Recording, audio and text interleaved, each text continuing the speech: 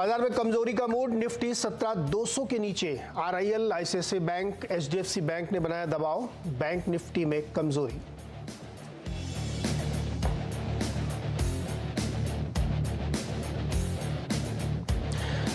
दुनिया में भारत एकमात्र ब्रेकआउट देश है। सीएनबीसी आवाज से मैनेजिंग एडिटर अनुज सिंघल से खास बातचीत में दिग्गज निवेशक शंकर शर्मा बोले, देश की ग्रोथ स्टोरी तो अभी शुरू हुई है, स्मॉल कैप में काफी मौके हैं। नतीजों के बाद टीसीएस में मुनाफा वसूली का मूड, शेयर करीब 1.5% नीचे, 10,000 करोड़ के पार निकला मुनाफा। मैनेजमेंट ने आगे यूएस इंश्योरेंस कारोबार और मैन्युफैक्चरिंग में सुस्ती की आशंका जताई। नतीजों के साथ शेयर बायबैक पर विचार करेगी इन्फोसिस। पिछले 5 साल में चौथी बार शेयर बायबैक की तैयारी। कंपनी के पास करीब 35,000 करोड़ रुपए का कैश। और प्रोडक्शन कम होने की आशंका से शुगर शेयर में मिठास, मवाना शुगर, श्री रेणुका शुगर्स में 5% तक की तेजी। तो मार्केट की तस्वीर देखिए, 300 पॉइंट नीचे है सेंसेक्स और लगभग 100 पॉइंट निफ्टी कमजोरी के साथ कामकाज कर रहा है। बैंक निफ्टी कंपैरेटिवली ठीक है अभी, हालांकि 150 पॉइंट वो भी नीचे आ गए हैं, कामकाज करें। और जैसा कि अभी हम लोग चर्चा कर रहे थे कि आईटी शेयर्स में जो है ऊपरी स्तरों से काफ़ी बिकवाली देखने को मिल रही है। यहाँ पे टीसीएस रिजल्ट के बाद 1.5% नीचे है और टेक महिंद्रा 1.25% नीचे है। तो बहुत सारे आईटी स्टॉक्स में जो है ऊपरी स्तरों से प्रॉफिट बुकिंग और कल काफ़ी अच्छा मजबूती के साथ दिखा रहा है। लेकिन फार्मा पे भी नजर आ रहा है, इधर डिवीज लैब 4% कमज़ोर है, डॉक्टर रेड्डीज करीब 2.25% कमज़ोर है। इसके अलावा कुछ और स्टॉक्स पर नज़र डालिए, Eicher Motors, ONGC, JSW steel, Apollo hospital, Bajaj auto, ये सब वीकनेस शो कर रहे हैं।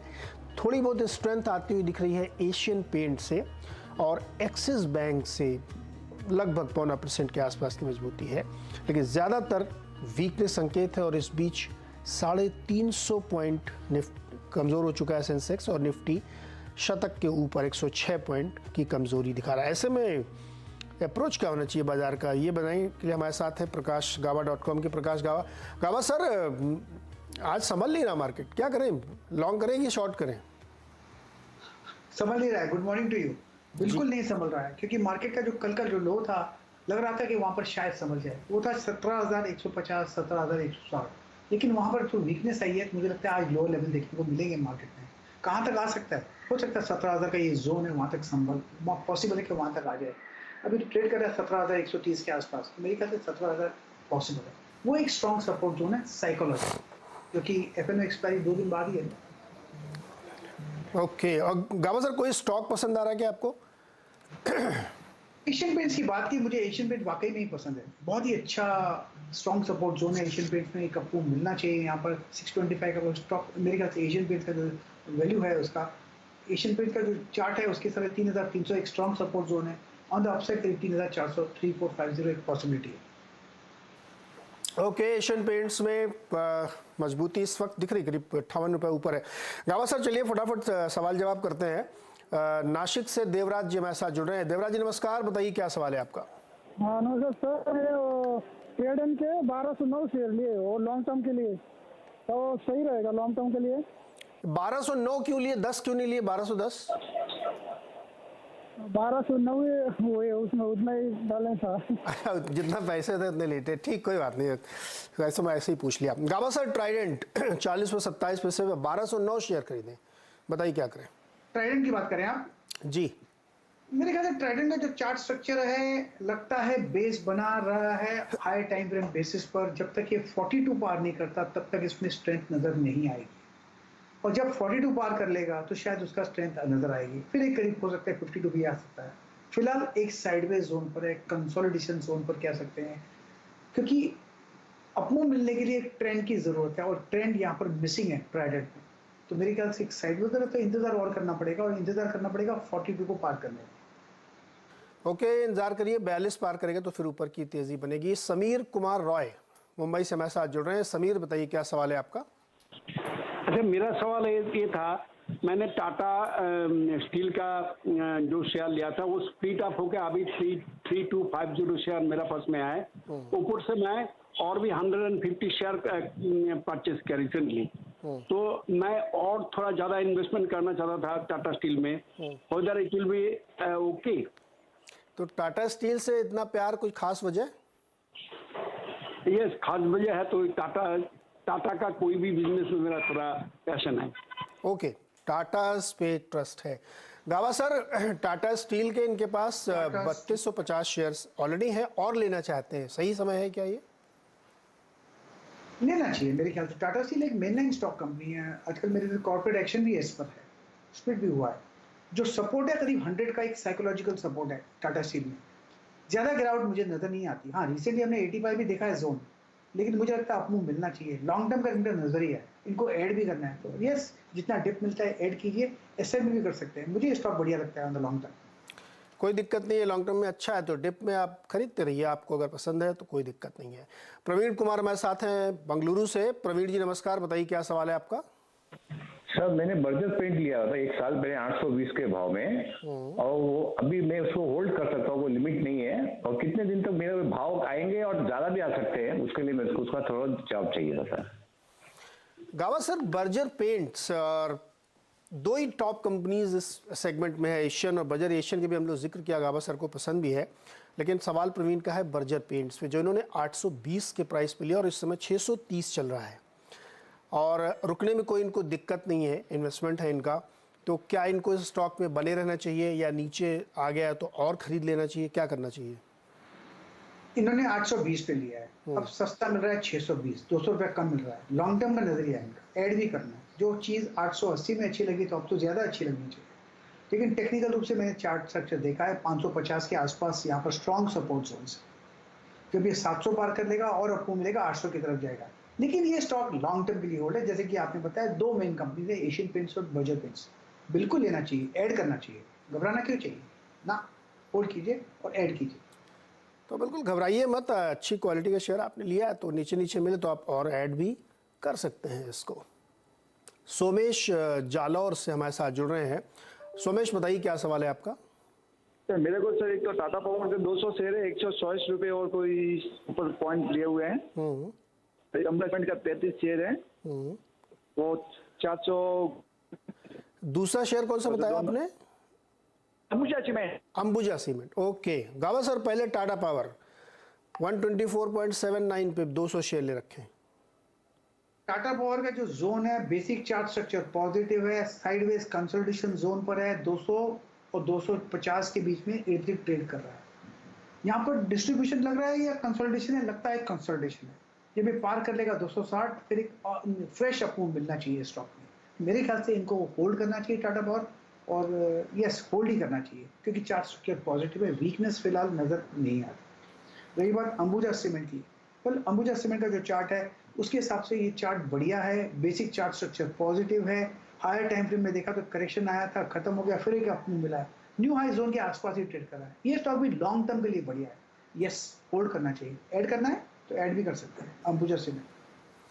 तो अंबुजा सीमेंट ऐड कर सकते हैं, इसमें भी कोई दिक्कत नहीं है। चलिए आज उस कंपनी के बारे में बातचीत करते हैं जो मार्केट में आने वाली है। उसका नाम है ट्रैक्शन टेक्नोलॉजीज। 309 करोड़ के IPO को लेकर आ रहे हैं वो। आज इसका दूसरा दिन है, कल यानी 12 अक्टूबर को ये इशू बंद होगा। इस इशू के बारे में बातचीत करने के लिए हमारे साथ है कंपनी की chairman and managing director Neha Singh और वाइस चेयरमैन और एग्जीक्यूटिव डायरेक्टर अभिषेक गोयल। स्वागत है आप दोनों लोगों का सर। और थोड़ा सा जानकारी बता दें अपने दर्शकों को, ट्रैक्शन टेक्नोलॉजीज का IPO का सेकेंड डे है आज और कल बंद होगा। 309 करोड़ रुपए रेस करना चाहते हैं और ये पूरी तरीके से OFS है, यानी एग्जिस्टिंग इन्वेस्टर और प्रमोटर इसमें से एग्जिट ले रहे हैं, फ्रेश कैपिटल नहीं होगी। प्राइस बैंड 75 से 80 है, 1 के पेड अप पे। अगर इसको 10 में कन्वर्ट करें तो 750 से 800 का ये शेयर है। प्रमोटर होल्डिंग अभी 50.93 है, इशू के बाद घट के 35.65% हो जाएगी। चलिए अब इस पे बारे में बातचीत करते हैं। नेहा जी, पहले तो बिल्कुल बेसिक हमारे दर्शकों को ब्रीफली समझाइए कि आपकी कंपनी क्या काम करती है। धन्यवाद पहले हमें हमसे बात करने के लिए। सो ट्रैक्शन एक प्राइवेट मार्केट इंटेलिजेंस प्लेटफॉर्म है। अगर मैं इसका समझाऊं तो अगर किसी को आज पब्लिक मार्केट में इन्वेस्ट करना है तो बहुत सारे प्लेटफॉर्म्स एग्जिस्ट करते हैं जिसमें कि उनको कंपनी के बारे में इंफॉर्मेशन मिलती है, उस लैंड सेक्टर के बारे में इंफॉर्मेशन मिलती है। बट अगर आज आप प्राइवेट मार्केट में इन्वेस्ट करना चाहते हैं तो वहां पे ज्यादा प्लेटफॉर्म्स नहीं एग्जिस्ट करते हैं। तो वही हम प्लेटफॉर्म बना रहे हैं और हम एक्चुअली ग्लोबल प्लेटफॉर्म बना रहे हैं। तो क्विक इंट्रोडक्शन अबाउट हम मेरा भी और अभिषेक का भी। जैसे मैं एक आईआईटी बॉम्बे की ग्रेजुएट हूँ और मैंने एक प्राइवेट मार्केट फंड में काम किया था, Sequoia capital. And similarly Abhishek IIT Kanpur के ग्रेजुएट हैं और उन्होंने एक प्राइवेट फंड में काम किया था, एक्सेल पार्टनर्स। तो अगर आज आपको प्राइवेट मार्केट में इन्वेस्ट करना है तो ये हम ऐसा प्लेटफॉर्म बना रहे हैं, हम ग्लोबल प्लेटफॉर्म बना रहे हैं। और 9 इयर्स की जर्नी में हम आज ग्लोबली टॉप 5 प्लेटफॉर्म्स में आते हैं प्राइवेट मार्केट इंटेलिजेंस स्पेस में।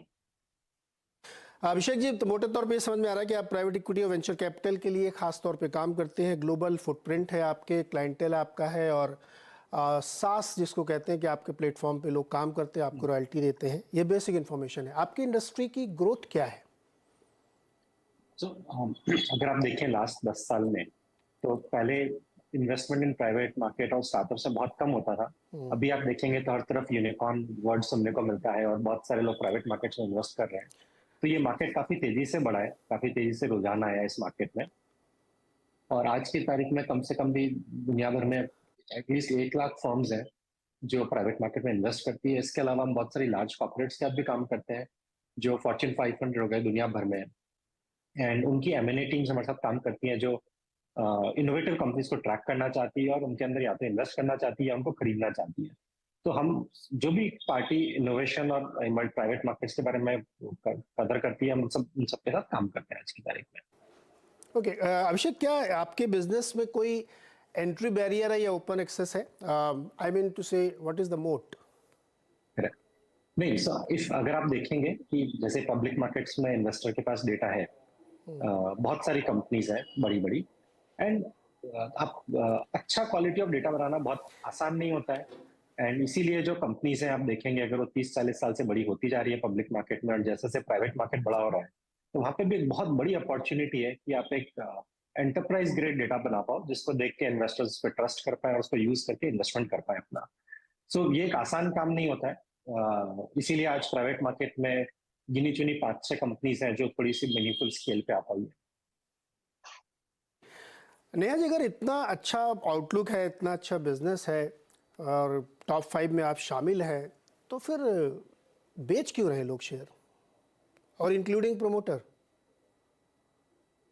तो जब आप ये प्लेटफॉर्म बिल्ड करते हो तो हमने वेंचर कैपिटल फंडिंग रेज की थी ये प्लेटफॉर्म बिल्ड करने के लिए, बिकॉज ये ग्लोबल प्लेटफॉर्म बनाने के लिए इनफ टेक्नोलॉजी में इन्वेस्ट करना पड़ता है, एनालिस्ट टीम में इन्वेस्ट करना पड़ता है, डेटा टीम्स में इन्वेस्ट करना पड़ता है। तो हमने अपने हिस्ट्री में 113 करोड़ का प्राइवेट मार्केट में इन्वेस्टमेंट लिया था। हम बहुत फॉर्चुनेट थे कि हमें बहुत रिस्पेक्टेड एंजल्स की बैकिंग मिली थी। फंड्स की तरफ से हमें एलिवेशन, एक्सेल, सिकोया की बैकिंग मिली थी। एंजल इन्वेस्टर्स में मिस्टर रतन टाटा, मिस्टर नंदन नीलेकनी, फ्लिपकार्ट के फाउंडर सचिन बंसल, विनी बंसल, ये हमें इनिशियल जर्नी में हमें सपोर्ट किया है।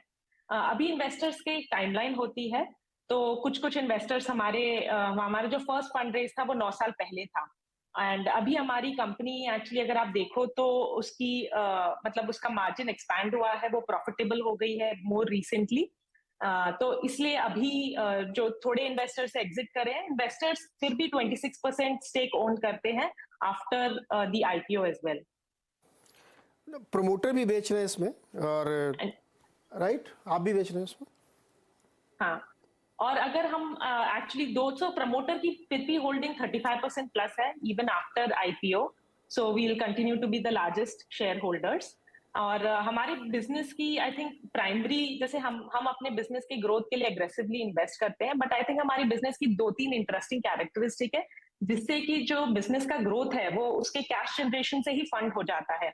एक तो है हमारा USD रेवेन्यू, तो हमारा 70% रेवेन्यू इंटरनेशनल होता है, प्राइमरली USD। तो हम एंजॉय करते हैं कॉस्ट एडवांटेज की make in India sell globally, तो हमारा पूरा कॉस्ट स्ट्रक्चर इंडिया में है और हमारी रेवेन्यू ज्यादा USD में है। सो ये कॉस्ट आर्बिट्राज हम एंजॉय करते हैं। सेकंड, अगर आप देखोगे हमारा मार्जिन लास्ट 3 साल से काफी लीनियर एक्सपैंड हुआ है, from -36% PAT to near break even last year. तो ये क्वार्टर हमारा पॉजिटिव हो गया है। ये एक सेकेंड इंटरेस्टिंग कैरेक्टरिस्टिक है कि मार्जिन एक्सपैंड होता रहा है। और थर्ड है कि हम कंपनी फ्री कैश फ्लो भी जनरेट करती है। तो कंपनी क्या, बिकॉज हम सब्सक्रिप्शन करते हैं तो हम प्रीपेड चार्ज करते हैं एंटरप्राइजेस से, तो द कैश फ्लो वो पॉजिटिव रहता है। तो लास्ट ईयर हमने 5 करोड़ का फ्री कैश फ्लो जनरेट किया था, अगर आईपीओ एक्सपेंस हटाते हैं जो रिइम्बर्सेबल टू द कंपनी, एंड वो बढ़ के अभी 5.9 करोड़ हो गया इन द फर्स्ट 3 मंथ्स। तो दो हम काफी एग्रेसिवली इन्वेस्ट करते हैं ग्रोथ में। अगर आप लास्ट 12 महीने देखो तो हमने अपनी टीम साइज 150 से इंक्रीज की है, but still the cash generated by the business is basically able to sustain all the growth. एक सवाल बहुत दर्शक पूछते हैं कि जो इस तरीके के स्टार्टअप कंपनीज है, बहुत सारी कंपनीज अभी रिसेंटली लिस्ट भी हुई हैं, उनकी अगर आप बैलेंस शीट देखें तो लगातार लॉस मेकिंग होती हैं। आपका भी है, FY22 तक आप लॉस मेकिंग है, एबिटा लॉस तगड़ा है आपका, लेकिन लास्ट के जब आईपीओ आने वाला तो उसके 1-2 महीने पहले वो प्रॉफिट में दिखने लगते हैं। ये कैसे होता है? एक्चुअली अगर हम इसके बारे में बात करें तो हमारा बिजनेस में क्या है, सारा रेवेन्यू डॉलर डिनोमिनेटेड है, सो काफी सारा रेवेन्यू बाहर से आता है। तो उस केस में ऐसा होता है कि कंपनी के पास काफी, और कॉस्ट इंडिया का होता है, तो काफी जल्दी कंपनी गैप कवर कर लेती है। अगर आप देखेंगे तो हमारा हर क्वार्टर एबिटा एक्सपेंशन हुआ है। जैसे आप first quarter of this year versus first quarter of last year देखते हैं तो हमारा एबिटा 9% इंक्रीज हुआ है। ये सब इसीलिए हो पाता है बिकॉज डॉलर से रेवेन्यू आता है, आप वहां पे बेचते हैं, वहां के लिए वहां की पेबिलिटी ज्यादा होती है और यहाँ पे कॉस्ट कम रहती है। एंड ये हमने आईटी कंपनीज में भी देखा है कि उसकी वजह से काफी मार्जिन बच जाता है। एंड हमारे साथ भी वही एडवांटेज हो रहा है इसलिए। और ऐसा नहीं है कि सिर्फ इसी क्वार्टर में हुआ है, अगर आप ये तो 12 महीने पहले से आज के बीच में इतना एबिटा एक्सपेंशन हुआ है। एंड फ्री कैश फ्लो भी देखेंगे तो ये होता है। तो ऐसा नहीं है कि एक क्वार्टर हुआ है, क्वार्टर एंड क्वार्टर, साल ब साल हमारा मार्जिन एक्सपेंशन हुआ है और फ्री कैश फ्लो इंक्रीज हुआ है। तो एकदम स्ट्रेट लाइन है between revenue and cost. Last 3 साल में हमारी रेवेन्यू 30% केगर से इंक्रीज हुआ है, कॉस्ट 5% केगर से इंक्रीज हुई है। तो कंसिस्टेंटली मार्जिन एक्सपेंशन हुआ है। ये एक ऐसा नहीं है कि एक पीरियड में ऐसा सडनली ऊपर आ गया और फिर ये तो कंसिस्टेंटली 3 साल से ऐसे ही हो रहा है। आप इस quarter to last year same quarter देख लें तब भी सेम स्टोरी है। तो काफी लीनियर सी एबिटा एक्सपेंशन की जर्नी है और इंक्रीजिंग कैश फ्लो की जर्नी है। अभिषेक ठीक कह रहे हैं आप, लेकिन एक्सपेंसेस आप देखिए तो थोड़ा एलिवेटेड लेवल पे है, नेट इनकम आपकी रादर डाउन ही है। लेकिन आपने एक बात कही अभी कि आपका, नहीं आपसे सवाल है मेरा, कि आपका रेवेन्यू डॉलर में आता है और ज़्यादातर करीब 70% आप फॉरेन से लेते हैं, खासतौर पे यूरोपियन जोन से। वहाँ तो आजकल बड़ी स्थिति ख़राब है, क्या अभी भी वैसा ही बिजनेस चल रहा है, दिक्कत नहीं आएगी आगे? तो अभी तक तो हमें कुछ बिजनेस में नहीं दिखा है, बिकॉज मतलब जैसे यूएस हमारा लार्ज मार्केट है, 27% हमारा रेवेन्यू यूएस से आता है, और यूरोप एंड एपैक से 44% रेवेन्यू आता है, 30% इंडिया से आता है। अगर लास्ट ईयर देखो तो सभी रीजन्स हमारे मोर देन 40% से ग्रो हुए हैं। तो ये आप सही बोल रहे हो कि थोड़ा आते रहते हैं चेंजेस, बट अगर आप 5-10 साल का देखो तो ये मार्केट काफी डीप हुआ है। जैसे अगर हम अभी देखें तो हम 1000 ऑर्गेनाइजेशंस के साथ वर्क करते हैं 50 डिफरेंट कंट्रीज में। हम still very small, like single digit percentage of the market है। तो may be because of that कि मार्केट काफी डीप है, तो अभी हमें ऐसे कोई कुछ चेंज नहीं दिखता है। बट आप सही बोल रहे हो कि थोड़ा स्लो और थोड़ा फास्ट वो चलता रहता है। आपकी इंडस्ट्री का, आपकी इंडस्ट्री, आपकी कंपनी का एट्रिशन रेट क्या है?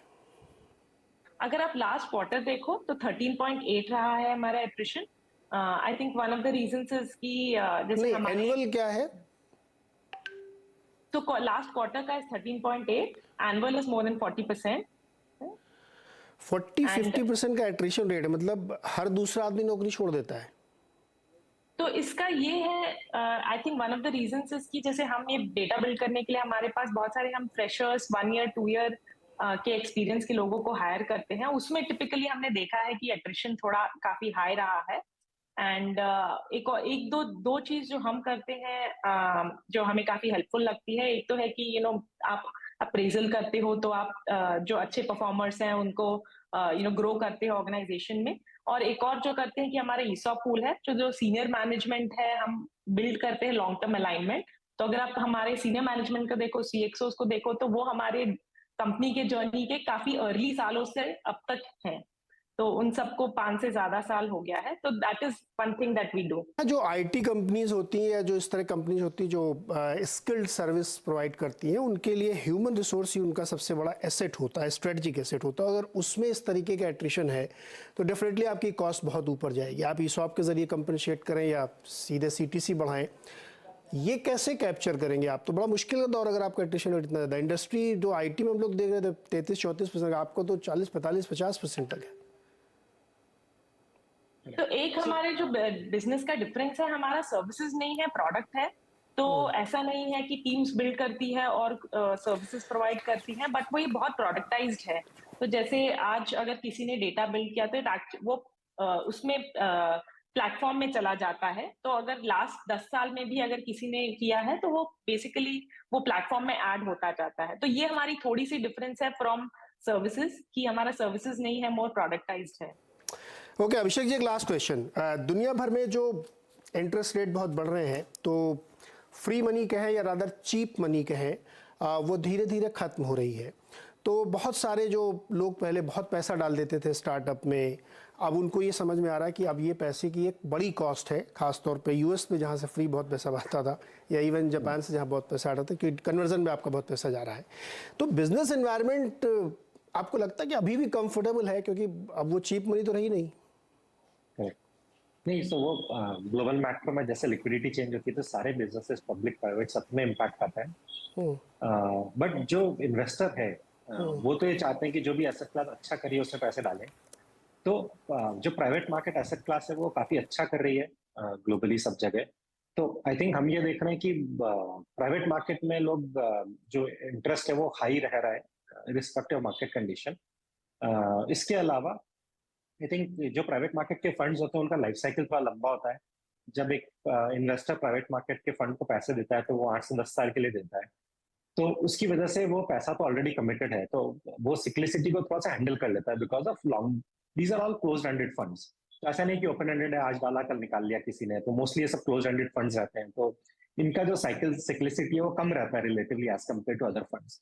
सो मार्केट में जब भी इम्पैक्ट आएगा तो बाकी लोग ज्यादा इम्पैक्ट होंगे, ये मार्केट थोड़ा सा कम इम्पैक्ट होता है, तो उसकी वजह से एक स्टेबिलिटी रहती है मार्केट में। ओके नेहा और अभिषेक, बहुत बहुत शुभकामनाएं आपको आपके इस इशू के लिए, और उम्मीद करते हैं कि आपका बिजनेस बहुत अच्छा ग्रो करे और ये सब जो समस्याएं हैं धीरे धीरे सब साइड हो जाएंगी। बहुत बहुत शुक्रिया हमारे साथ जुड़ने के लिए। Thank you. वापस चलते हैं गाबा जी के पास। गाबा जी, इस बीच मार्केट में फिर से ऊपर की तरफ रिकवरी बहुत शानदार आई है और निफ्टी केवल 70 पॉइंट बचा है। चांस है क्या एक लॉन्ग बना लें अभी? मुझे लगता है कि 17,150 160 था। हाँ। ये 2 बार कोशिश की है और सेकंड अटेम्प्ट है ये, नो डाउट, लेकिन एक्चुअल बाय होगी 17,220 के ऊपर। मुझे लगता है जब तक वो बार नहीं करता तब तक वो कन्विक्शन नहीं आएगा, क्योंकि एक टर्न अराउंड आना चाहिए। हम इस तरफ गए, वहां से लौटे वापस, वो जरूरी है। वो फिलहाल नजर नहीं आता है। हो सकता है बॉटम फिशिंग हो, लेकिन बॉटम फिशिंग के लिए कंफर्मेशन चाहिए। हाँ, लेकिन एक बात जरूर बता देता हूँ, मुझे बैंक निफ्टी थोड़ा ज्यादा अच्छा लगता है निफ्टी के मुकाबले। वहां पर स्टॉप होना चाहिए फ्यूचर्स में 38,900, फिर एक अपमूव मिल सकता है 39,100, लेकिन ये स्मॉल बेट्स है, इक्का दुक्का, once and twos. Market turn around को थोड़ा वक्त लगेगा। अब सर आपके एक फैन है अभिषेक गर्ग, इन्होंने इन्फोसिस की 1500 वाली कॉल ले ली है, सही लिया इन्होंने? 1500 वाली कॉल ली तो ठीक है। 1480 हमने आज हाई देखा है। आज वोलेटाइल सेशन रहेगा, अगर अपमूव मिलता है यहाँ पर तो 1500 जैसे ही पहुंचे वहां पर निकल जाना चाहिए उस कॉल से, क्योंकि 1550 के बाद 1500 के बाद थोड़ा रेजिस्टेंस है। अपमूव है लेकिन 1500 में एक बार निकल जाना चाहिए अगर अपमूव मिलता है तो। मूव मिले तो निकलिए। गिरिराज सिंह भी ओएनजीसी अक्टूबर का कॉल लिया इन्होंने, 137.50 स्ट्राइक है और ₹4.10। क्या करेंगे? निकल जाना चाहिए यहाँ पर मेरे ख्याल से। देखिए यहाँ पर ट्रेंड नहीं है एक तो, और मोमेंटम हमको जरूरी है। अगर ऑप्शन लिया है हमने तो मेरे ख्याल से निकल जाना चाहिए। साइडवेज होना है, जितना ज्यादा वक्त गुजारेंगे उतना डिके होगा, थीटा डिके होगा, टाइम एलिमेंट में नुकसान होगा, तो निकल जाएगी। जो मिला अपना, बाकी सपना। जो अपना मिला वो अपना नहीं तो सपना। पूजा जी सवाल पूछ रहे हैं अंबुजा स्टूडेंट में। अभी गावा जी ने बहुत डिटेल में एक कॉलर का सवाल भी था, उसको भी समझाया था कि अगर आप लॉन्ग टर्म इन्वेस्टर तो रुके रहिए, कोई दिक्कत नहीं। इन्होंने 530 पे लिया है, इनको भी बने रहना चाहिए क्या? अंबुजा सीमेंट की बात करें, राइट? हाँ बिल्कुल, नथिंग टू वरी। 520 है, यहाँ पर कंसोलिडेशन चल रहा है। इसमें अगर डिप मिलती है तो मौका है ऐड करने का। स्ट्रॉन्ग सपोर्ट कहाँ है? 480 और 500 के बीच में एक स्ट्रॉन्ग सपोर्ट जोन है, वहां पर डिप मिलती है तो ले लीजिए प्लीज, और लेकिन होल्ड कीजिए लॉन्ग टर्म के लिए। अंबुजा सीमेंट मुझे लॉन्ग टर्म के लिए चार्ट बढ़िया लगता है, होल्ड। तो चलिए अंबुजा सीमेंट में गावा सर की राय। गावा सर बहुत बहुत शुक्रिया हमारे साथ जुड़ने के लिए और दर्शकों की मदद करने के लिए। और इस वक्त बाजार में आप देखिए काफ़ी वोलेटिलिटी है, काफ़ी उतार चढ़ाव है। 78 पॉइंट के आसपास निफ्टी कमजोर है और बैंक निफ्टी थोड़ा और रिकवर हुआ है, 92 पॉइंट ही नीचे बचा हुआ है। तो यहाँ पे एक छोटा सा ब्रेक लेंगे, ब्रेक के बाद होगा खिलाड़ी नंबर 1।